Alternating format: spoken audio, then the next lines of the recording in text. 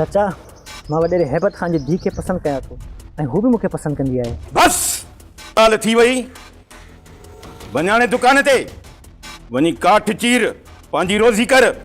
अस्सलाम वालेकुम हाज़रीन ऐं नाज़रीन, ड्रामा सीरियल गुलाम सेन जी नेक्स्ट एपिसोड जी अपडेट तव्हांखे ॾींदा हलूं। नेक्स्ट एपिसोड में दोस्तों त ॾिसंदो गुलाम सेन पंहिंजे चाचे मुख़्तियार जे अॻियां सारी कहाणी रखंदो त हुनजो ऐं सिद्रा जो छा किरदारु आहे ऐं इहा ॻाल्हि ॿुधी मुख़्तियार वॾो गुस्से में अची वेंदो, चवंदो वञी दुकान ते काठ चीर, इहा मूंखे ख़बर आहे, मां बि भोग कान थो कयां ऐं मूंखे उते तव्हांखे दिलि लॻाइणी खपे जिथे कमु थिए बि सही, ऐं तूं दुश्मन जे घर रखियो वेंदियूं आहिनि। हाणे इहो नामुमकिन आहे। पंहिंजे भाइटे खे दड़का दाबा ॾेई मोटाए छॾींदो गुलाम सेन। मां पोइ किस्म में दोस्त तव्हांखे ॿुधायो त गुलाम सेन ऐं मुख़्तियार वारा तमामु जल्द तव्हांखे नज़र ईंदा। तव्हां ॾिठो हाणे आख़िरी एपिसोडनि में अची विया आहिनि ऐं ड्रामो व्यूअरशिप बि खणंदो तमामु जल्द। पहिरियों व्यूअरशिप ख़तमु थी वई सफ़ा ऐं हाणे इंशाल्लाह कामयाबु थी वेंदो ऐं ड्रामो अचण वारनि किस्तनि में व्यूअरशिप खणण खां पोइ ड्रामो एंड बि थींदो। हाणे ड्रामे जो को न को एंड कयो वेंदो ऐं चाचो जो पंहिंजो अहिड़ो कावड़ मुख़्तियार यानी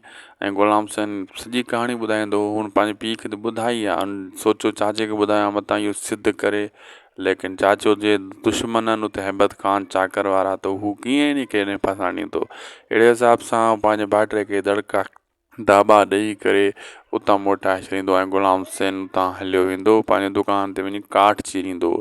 दोस्तों उमेदु कयां थो वीडियो तव्हांखे सुठो लॻो हूंदो। लाइक सब्सक्राइब शेयर ज़रूरु कंदा। मिलंदासीं ॿिए वीडियो में। अल्लाह हाफ़िज़।